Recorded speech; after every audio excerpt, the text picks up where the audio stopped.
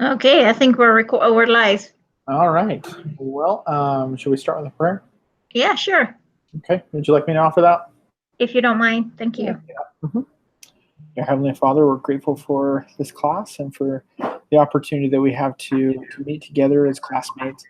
We're grateful for this case study and for the opportunity it gave us to understand a little more about human capital and our stewardships and how we can affect the companies that we work for and the people that we associate with. We ask that that would please help us to learn all that we can to help us in our careers and in all of our relationships. And we pray for these blessings in the name of Jesus Christ. Amen. Amen. Thank you. Hey, Brother Lanfair. Okay, there's Jonathan. Hello. Yeah. Hi, Brother Lampere. How How are doing? you? We're doing good. I'm good. How's everybody? Good. All right. Yeah. Not sure what happened to our fearless leader this week, but I think we're just gonna soldier on until he gets here. Okay. I think I'll go ahead. I know, Marie. I think you're leading next week, correct? Yes, I am. Okay, so I'll go ahead and I'll go through the questions. Okay. Yeah, if that's all right.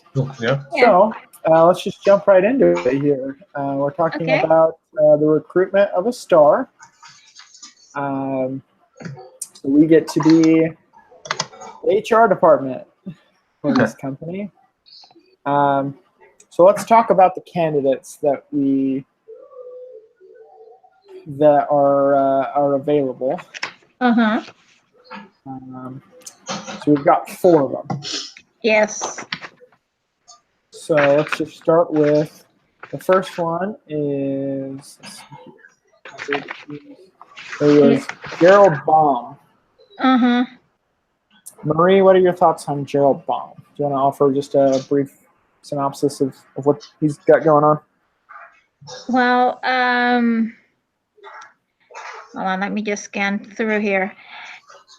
According to he is definitely a smart person, but hold on just a sec. And a little bit, I should say, over his head, because when he meet with Mr. Is it Connor? He was late and unapologetic on that situation, which is not a very good impression if you're Right. trying to find a job. But because he has this thing in his mind that his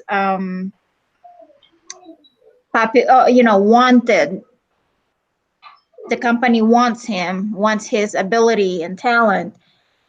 He has that a little bit of arrogance in him, and so for me,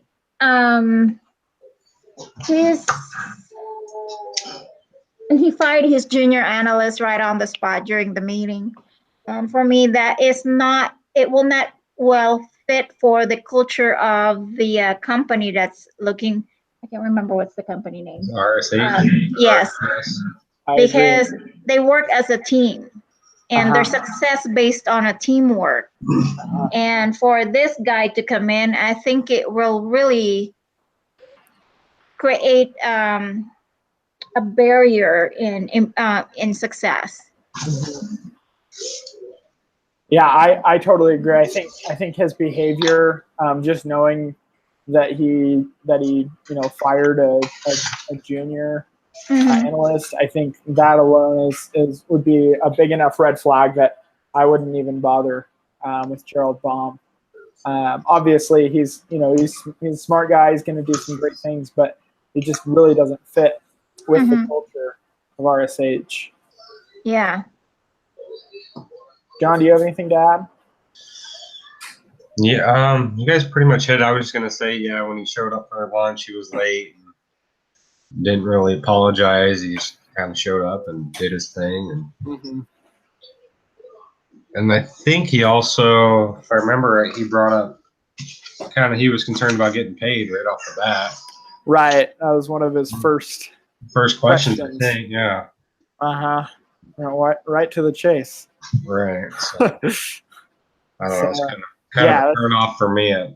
those are two huge red flags. So I mentioned before, I work in a recruiting office for Southwest Airlines, and we just had a round of interviews for flight attendants. Mm-hmm. And one of the things that kind of ruined, these candidates' opportunity was that they were so focused on the benefits that they would receive from the job rather than what the company would receive from them being hired. And Right. it was just that one little shift in their attitude that could have, it was the difference between them getting the job and them not getting the job. Because those that just said, I want to be an asset, I want to be an ambassador for the company and make it so that customers want to keep coming back. They got the job. It was easy. It was a no-brainer. And that's really all they had to do is just kind of shift their focus, at least for the interview. Right. Yeah. It's usually, if it comes that naturally, it's usually a part of who they are. Mm-hmm. So let's talk about David Hughes. He was kind of the He's the old legend. guy. He's the Yeah. veteran in the veteran. field. So I'm trying not to say. I'm trying to be nice. Use the right word. More Yeah. seasoned than veteran. So. Watch what you say about old guys. Oh, they're smart. They got a lot of wisdom. Yeah. Yeah. Out of the 4 candidates, I favored him the most because when Connor met with he was willing to train junior analysts, and then he was. What was I going to say? I just lost my train of thought. Or he was. So then, if he's willing to train the junior analysts, I was thinking of, is it Rena or Rita? How do you? Rena. Rita. I was thinking of her. They have her at the company, and she's filling in the spot for Peter that resigned. I was like, well, if they brought on David, even though he's an older gentleman, he's well experienced. He knows the industry. He knows the job. He could train her if he was only going to stay for a couple more years before he retired, or 5 years, and bring her up to that skill level. Yeah. I definitely, I agree. I think I didn't pick David. I picked Sonia, but I think for Go ahead. Who did you pick, Maria? I didn't pick any of them. Oh, you didn't pick it. Did you stick with Rena? Yes. Oh, okay. All right. Cool. So we got some differences of opinion. So let's keep moving on. We're just kind of going over. We're just describing the candidates right now. But I think we hit some good things. David, he's a veteran. He's well ranked in II. He's been doing a lot of good things in the industry for a very long time, and he's willing to coach junior analysts. So those are a lot of really good things. For me, one of the cons is since he is a veteran, I was just worried about him sticking with the company long term. He's got a lot to offer right now, but the industry that he'd be going into, one, it would not be something that he's been in, like the microchip. I don't think that was his bread and butter for his entire career. So there would be a little bit of a learning curve. I think he'd be good at it, but still, that would kind of it just felt like for the investment that we'd be making, I don't know if we would get as great of a return on the investment as we would with some of the other candidates. So that was the red flag for me on David. Anything else as far as cons for David? Well, for me, it's that since he's a seasoned in the field, in that kind of industry or field. However, adaptability for a new environment could hinder him. because he might be set in his own ways. Mhm. And he said that he is curious, he's looking for a new challenge. But if you are really eager to grow, you should not wait 15 years in the other company. Maybe 10 years is a good time to learn that company and move along with another company to kind of grasp the whole aspect or different kinds of aspect of that particular industry. Mhm. So for me, it's good that he has a lot of knowledge to bring into the company, but my worries is that he will not be able to adapt into the kind of environment that he's going into. Mhm. Yeah, I totally agree. I think just uh, the reason for changing is just because it's time for a change. I think is what he Uh-huh. said. I Yes. don't know if that's a good enough reason for him Yeah. to be the one. Um, let's move on to Sonia Mitha. I was really impressed with Sonia. I think Sonia knocked her first meeting out of the park Mhm. with her questions that clearly demonstrated she was more interested in the growth of the company than in her own personal finance. uh, she really asked all the right questions, which was great to see. She's very focused on organizational culture. Mhm. One thing that I would like to know a little bit more was when she asked. It was almost. I think it kind of caught when Mr. Connor. What was his first name? Is it Steven? Yeah. Anyway, So, Mr. Connor. It kind of caught him off guard was when she asked about the female workers in the company, and he kind of just well, yeah, he kind of, yeah, he didn't really address it, mhm. very directly.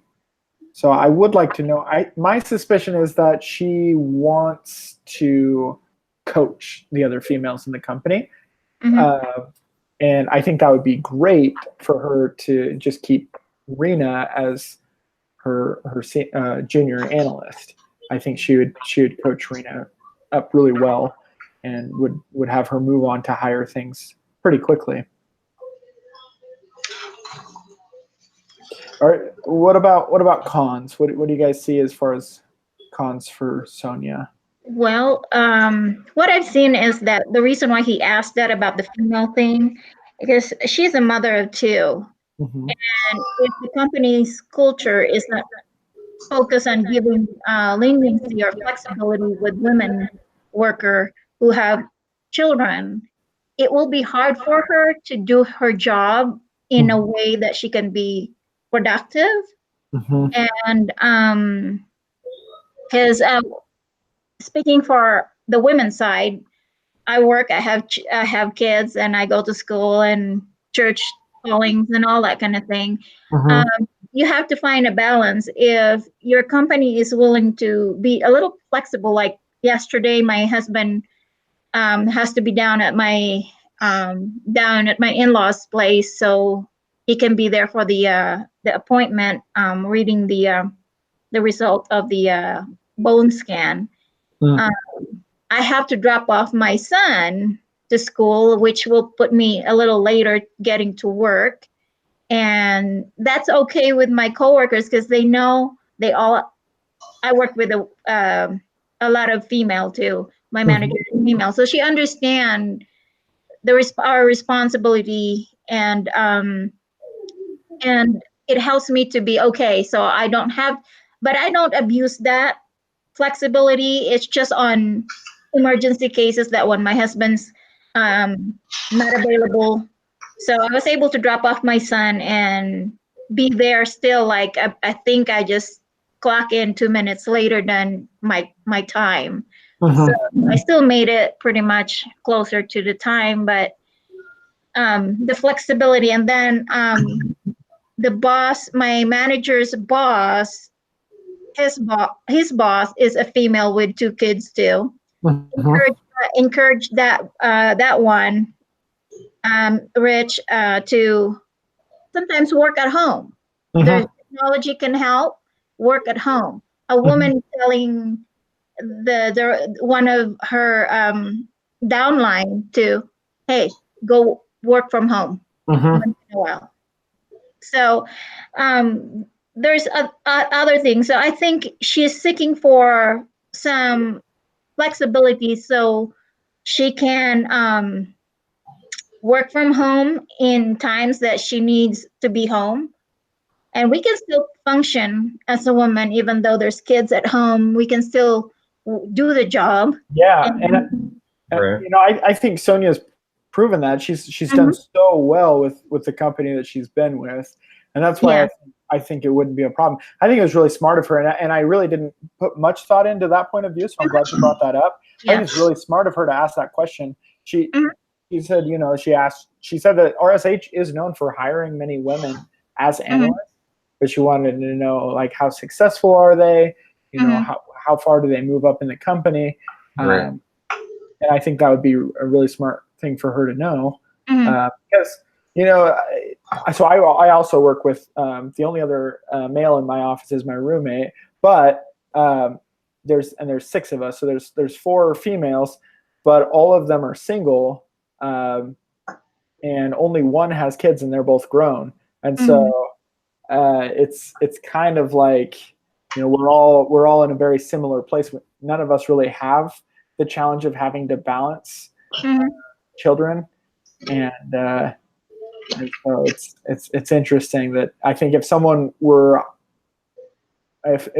interviewing for a position in my office, that would be a good question for them to ask. But then it would be good for them to find out that, well, yes, there are women, but none of them have kids. They do travel a lot, and So, but I think Sonia has handled her position already with so few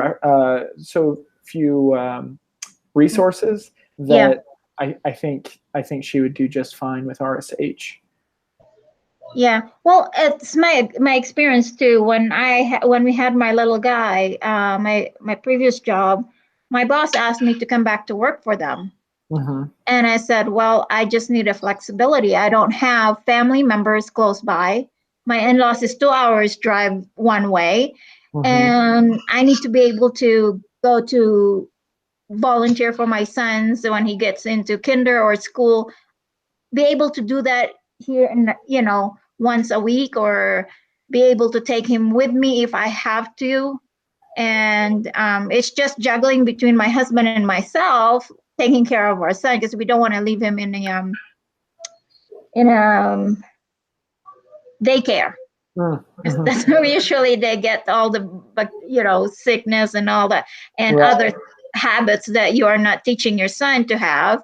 And he agreed, and by doing that, and he never seen that I faltered in doing my job. So once in a while I'll bring my little guy to work, and he'll have his own little thing to do, and I do my job. Nice. So it's a different way. But also with Sonia, I think the negative thing is that when she found out that she's kind of underpaid, with that kind of level, that's later on she will negotiate, I need this much and I need that. So that's my And there is a salary chart that we'll talk about here in a little bit. John, do you have anything else on Sonia? Any pros or cons? I just had one pro. I don't know if we mentioned it when she was asking Connor about the other females, and that he was gonna, allow her to shadow those employees at RSH. And I thought that was pretty cool that she could come and shadow their positions. Yeah, I think that's a great idea for both of them, really. I mean, kind of like a trial period. Yeah. She could see if she would be a good fit or if she'd like it, and move forward if they offered her the job, or vice versa. Right. Yeah. So let's talk about Seth. Seth Horkham, the last He's another guy I don't like. No, I'm just kidding. What's that? I said he's another one I didn't really like. No, Yes. me neither. Yeah, I think he's going places. I think he's got a really bright future, Right. but it's another one of those where I can't see him fitting with the culture. Right. Me too. He's more of a lone wolf kind of guy, and we're team players at RSH. Yeah.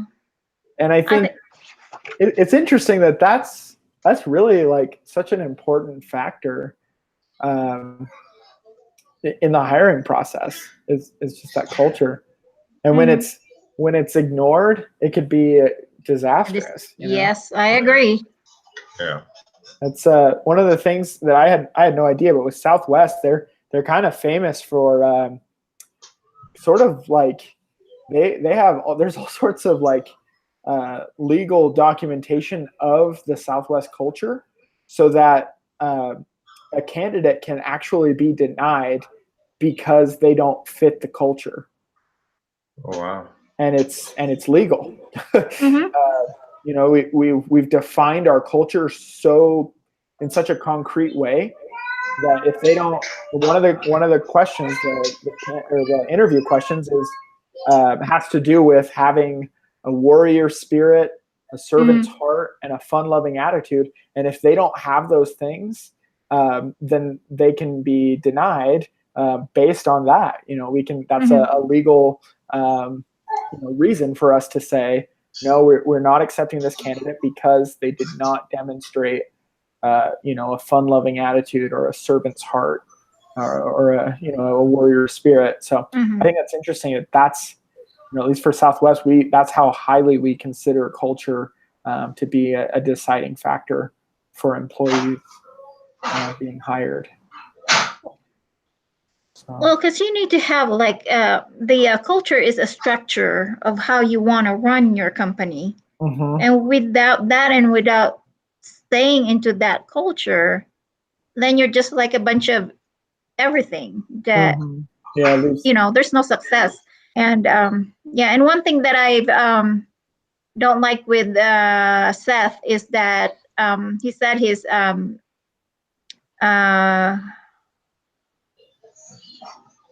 being a superior analyst is my top priority. He's just focused on that.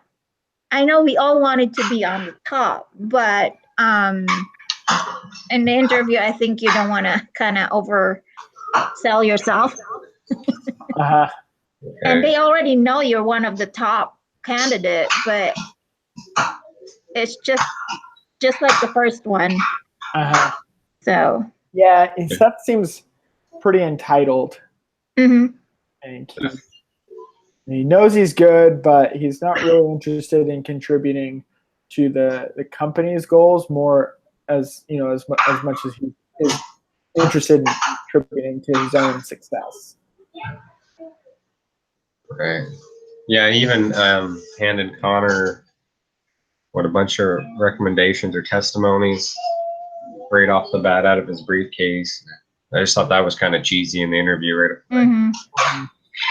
Like, here you go. This is how good I am. Let me show you my rankings and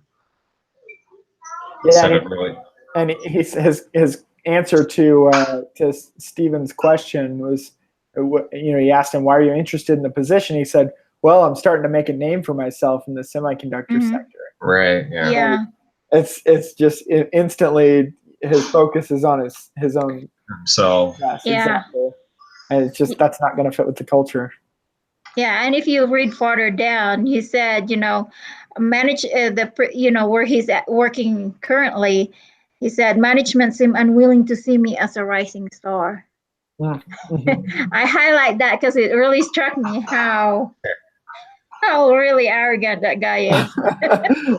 Well, here's the thing. I think he's probably pretty good. I think he's probably going to be a top name in the industry. But, it just comes down to that culture. And I think if I was going to give him feedback as to why we didn't select him, I would probably tell him, look, like, you are extremely competitive, and that's not a bad thing by any means. That's going to lead you to some really great opportunities. But that level of competitiveness wouldn't fit with our company. Yeah. We're trying to be competitive as a group rather than as individuals. And so I think that's probably the advice that I would give him is find a company where you can really shine on your own. Yeah, and since the company has already been successful and they're well known among the industry that they are a team-centered, team-oriented thing, and so it's actually not a good fit to put in Seth into the company. So yeah, so those are the 4 candidates. We've kind of briefly discussed, who we think we would hire. I'm curious, Marie, what's your thinking with Rena? well, because I like companies that are willing to develop their own. Even today, actually, I was asked by my supervisor. She said, "Once you finish your degree, are you leaving the company?" I said, "The only way that I will leave the company if there is a better offer outside that the company can offer me, or only a promotion within the company that will require me to move somewhere else." But I'm not the kind of person that moves around a lot. I wanted to focus on one company, and I told them, as you can see in my resume, I worked for my first job here in the United States for about 10 years. Wow. And I enjoy what I do. If somebody is willing to develop me and see my potential and be a part of the company, my loyalty is there. And I've read the additional reading materials, Rising, the Risky Business of Hiring Stars, which I agree. Connor is looking for the star already, but when a high-performing person moves into a new company with a different culture, he will not be a star right away because he has to learn the ins and outs of the company. He will try to fit into the new culture, and the productivity will go down. It's not a momentum. But hiring Rena will just develop. She's already know the ins and outs. She's already know what's going on. She have the inside scenario already. So, but training her and giving her the opportunity to shine like a star, it's better, and her loyalty will be with the company. So I agree. Yeah, I think that's a great segue into our next section, which is talking about salary. And I think this piece is a real strong point for you, Marie. So there's a salary chart. It's under the leader's agenda, but I can just kind of go through. So it's got each candidate, including Rena. It's got their current salary, and then also the salary that they're going to be offered. And then it has kind of a multiplier, a comparison to Rena's salary. So we'll start at the top. David, what was his last name? David Hughes. That's right. David Hughes. Yeah. His current salary is $1.3 million. He's been in the industry for a long time. And he would expect a $200,000 raise going to RSH. So he'd be at $1.5 million. That's really that's a lot of money. Yeah. So just to give you an idea, Rena right now is at $300,000. Yeah. And she wouldn't. They're saying right now at this situation, she wouldn't get a raise right off the bat if she was moved into the senior analyst position. And so comparing the two, David would be making 5 times the amount of Rena. So that's a pretty big. That's a pretty strong point for not going with David. Yeah, that kind of changes my. Did I Yeah. persuade you to go David. with Rena? Yeah, that's going to cost the company a lot. Which, I mean, they're at a point where they really need a strong person in that position. Right. But I do think that some of these other candidates could Yeah. also do just I as good know of a job. when he was doing the interviews, he didn't have any complaints about Rena, that she was filling in the position just fine. Yeah, there were some other Yeah. executives that didn't like it, so Right. he'd have to battle with that. But so then there's Gerald and Seth. I'll kind of go through both of them a little quicker since we discussed that they wouldn't really be a good fit for the culture. So it doesn't really matter what the salary is because we're not really Right. going to pick them based on the salary. It's going to be more a culture fit. But Gerald is at 900,000 right now. He would also get looks like a $300,000 raise. So he'd be at $1.2 million, which is 4 times Rena's salary. Seth is 700,000. He'd be at $1 million if he came with the company. He'd also get a $300,000 raise. And then Sonia, I think Sonia's still. I would say Sonia's still my pick. Decent. She's Pretty decent. Yeah, so she's at 400,000. And she'd be going to 700,000. So definitely, still a pretty good chunk of change, but I bet that's pretty comparable to what was his name that left? Peter. Peter. Yeah, that's probably about what Peter was making. So we wouldn't really lose any money going with Sonia. But I do see your point, Marie, with sticking with Rena, and I think that that's a good idea. But I don't know. I think Sonia would be so good for the company. The fact that she's such a go-getter, she's already done so much with so few resources. Right. I think giving her more resources would really not only help her, but also just RSH would really benefit from that. Yeah, and once she get to know the international counterpart, she might leave the company too, because stars, they know they're needed somewhere else and they can negotiate higher raise. And Miss Sears, they closed. They filed bankruptcy because mismanagement in other ways, because they hired top-notch executive and they pay a lot of money and compensation and retirement. In the long run, it drains the company.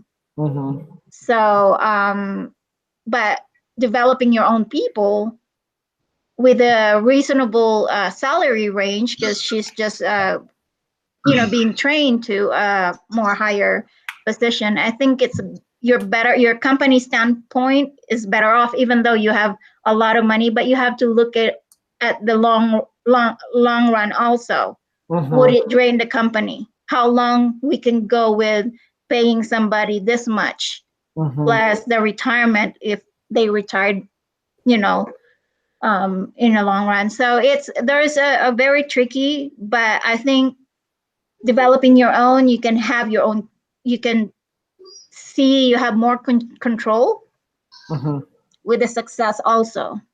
So yeah. So yeah, and definitely, I mean, the salary, I think, it is like you said, if you're not getting a return on your human capital investment, it can be devastating for the company. And I think with those top 3, I don't know if we would get that return. I think with Sonia, I'm still so my thing with Sonia right now is she's a little bit she's still new, but not. I think she could perform at the level of a senior analyst. Mm-hmm. And also, we need more of that kind of firepower. We've just lost Mhm. Peter. We've got a bunch of junior analysts, which is great, and we can coach them, but we need someone to coach them.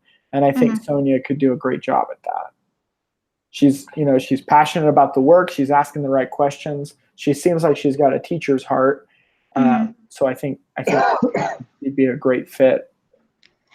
Yeah, well, I'll defend my Rena because sometimes the junior analysts can be smarter or as smart as the senior one, but Mhm. they're being overshadowed Mm. because they don't have that power or authority to kind of show themselves that, Mhm. hey, I'm here, I can be in a management position also.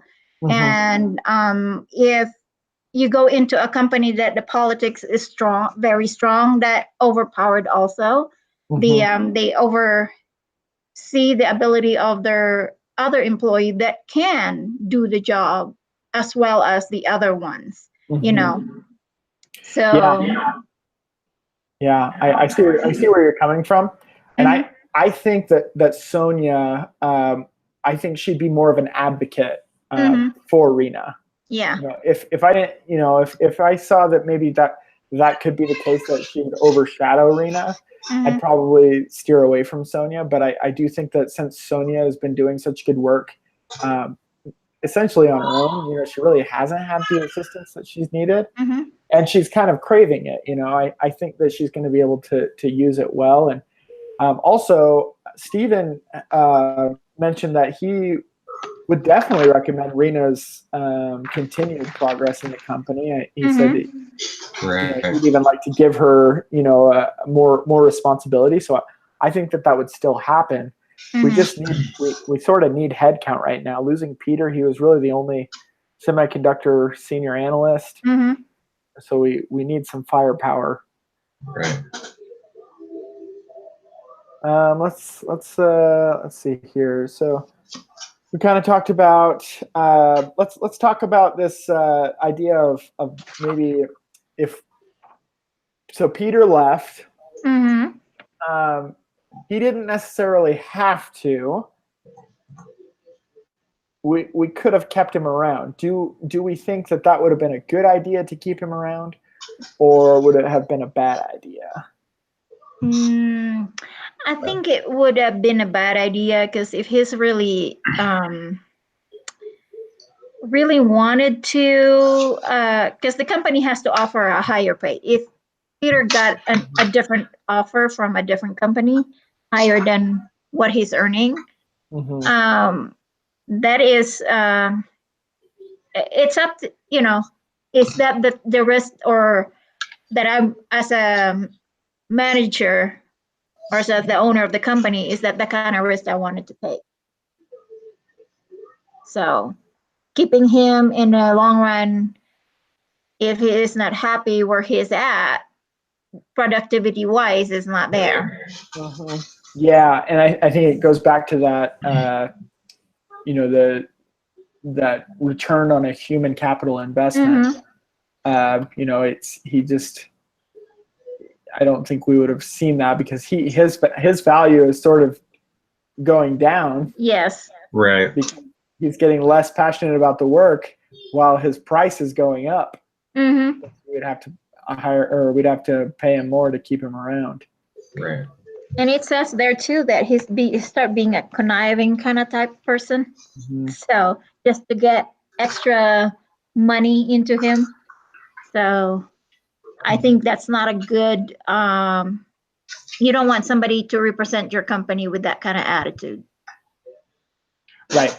I So. agree. Definitely. So there's the next question is about talking with the recruiter about Seth. I don't know if if we really need to spend a lot of time on this. Nah. Yeah, I mean we kind of already figured out that Seth is not a good fit for the culture. Mm-hmm. So I think it's okay that Stephen talked to the recruiter. The question is, should Stephen have talked with the recruiter about Seth, or to ask about? Oh, I guess he's talking about his recruiter. Mm-hmm. Yeah, I think he should have consulted with his recruiter about Seth. Mhm.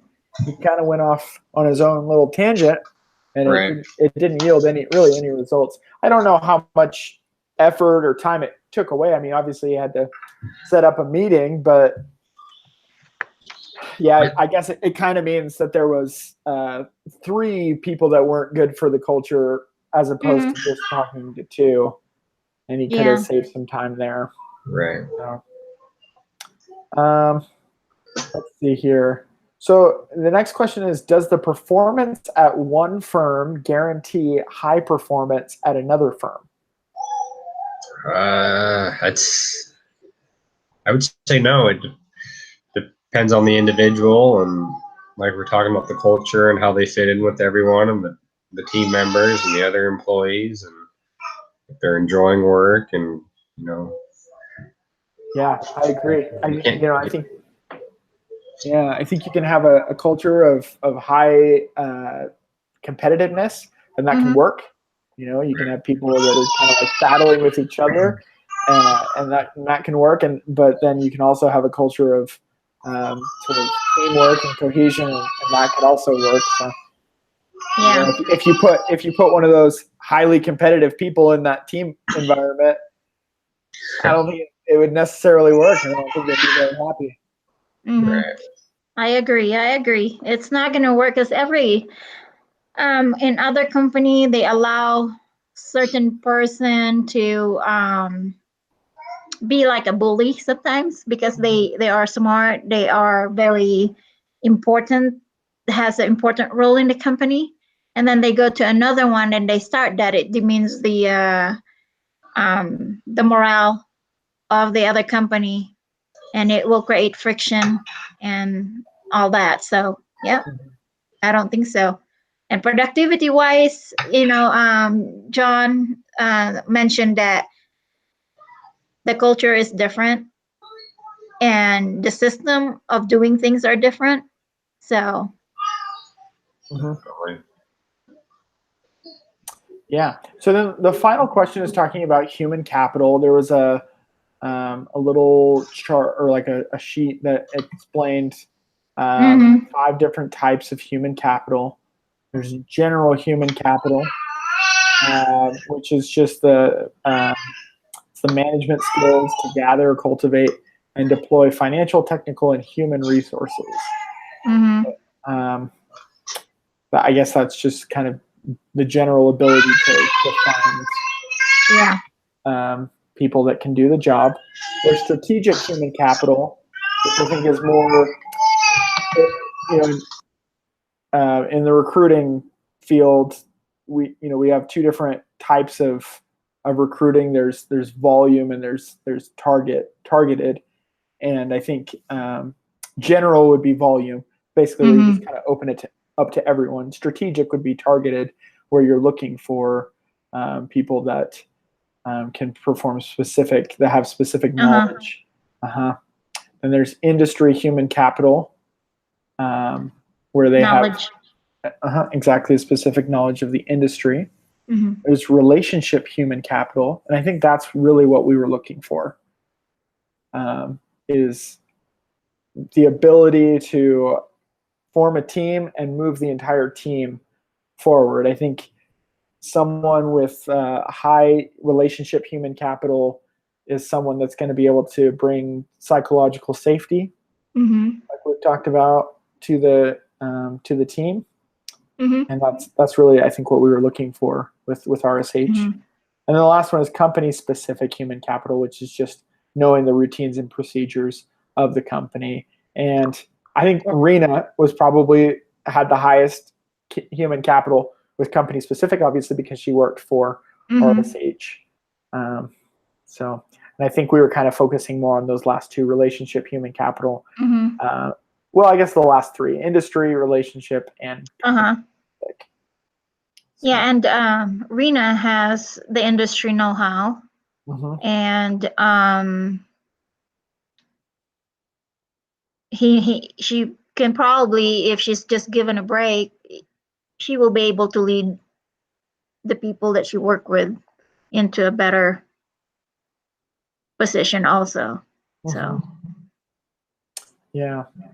So let's see here. That was the last question, or the last thing that we wanted to discuss was the types of human capital. I think we're good to wrap it up. okay. Yeah. Yeah. Does anyone else, Marie, John, do you guys have any other comments, questions?